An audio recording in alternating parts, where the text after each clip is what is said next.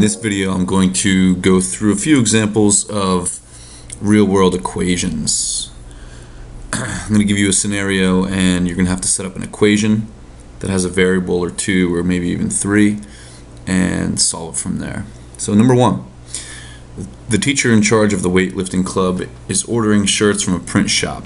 The shop charges a one-time fee of $15 to set up the design, and then charges $4.53 per shirt. Write a cost equation that models this scenario using C as cost and T as t-shirts.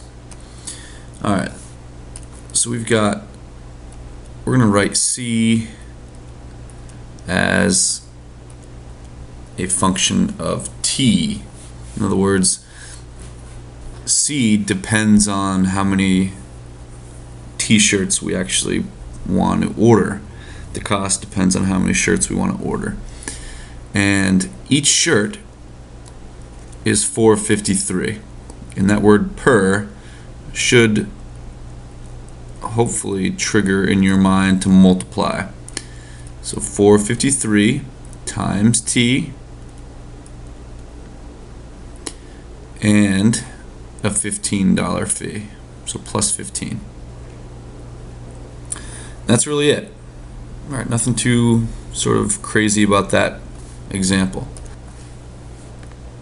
So if we take that equation down to number 2, we're going to apply it to this scenario. If the teacher in problem number 1 has $333 to spend on shirts, write the equation that will tell him how many shirts he can purchase. Alright, so 333 is basically how much we have to spend. So I'm going to put that underneath the letter C for cost. And if I solve this, that will give me how many shirts that this teacher can purchase. So 333 is sort of his budget, and in the next question, of course, you probably saw this one coming. How many shirts can he purchase? So let's solve it. We've got, let's see, 4.53t plus 15. I'm going to get the 15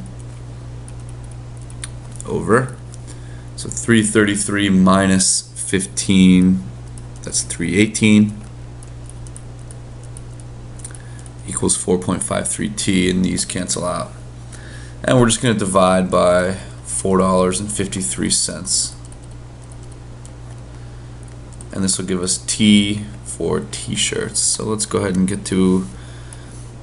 let's get the calculator out here. 318 divided by 4.53.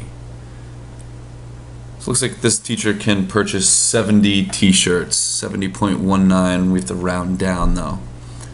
We have plenty of money for 70. We don't have enough money for 71. And we certainly don't want to buy 0.19 t-shirts, so we'll round that down to 70 t-shirts. Okay, moving on. The Best Buy worker earns a daily wage of $80 and also earns a $30 commission for each television that she sells. Write an equation that will tell her how much she earns, using M for the total amount of money she makes each day and T for televisions. Alright, so we have M as a function of T. Alright, every day she's going to earn $80, and she's also earning $30 every time she sells a TV.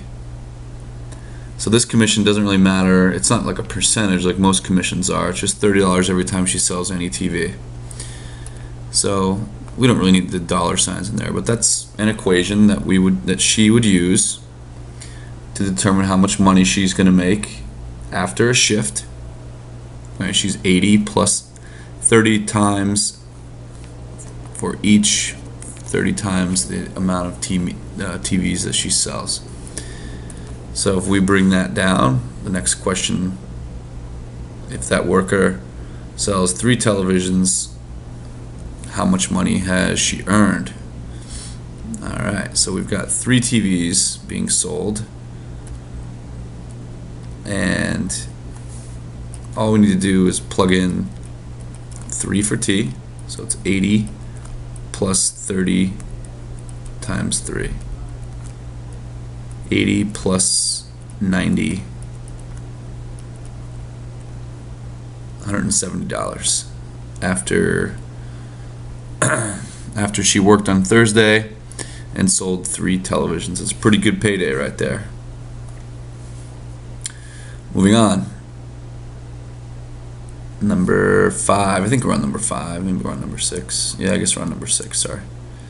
Used car salesman earns an hourly wage of $15 and also earns a 20% commission for each car that he sells. Write an equation that will tell him how much he earns, using M for the total amount of money he makes each day, H for hours, and A for automobiles. Alright, so we have a few more sort of options here. The first thing we need to think about is a 20% commission. Well, commissions, again, are sort of bonuses you make. And we also have hours to think about here too. So the amount of money that this guy is going to make is his hourly wage, so 15 times H, and 20% commission, which means every time he sells an automobile, he's going to earn 20% on that. So we're going to write 20% as a decimal point 2 times A. And that's how commission works.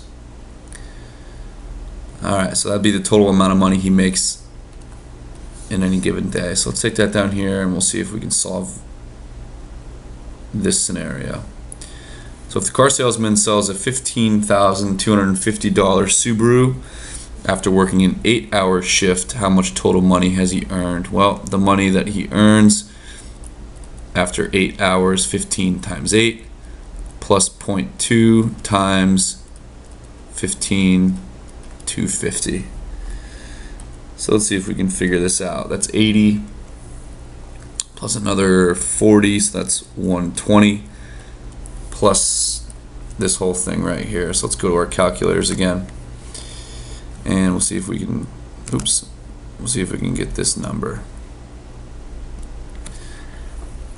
So we've got, let me clear this out, we've got 15 times 8, I already said that was 120, plus 0.2 times 15,250. So on this given day, he earned $120 as a wage and $3,170 as commission. That is impressive. So for a grand total of 3,170.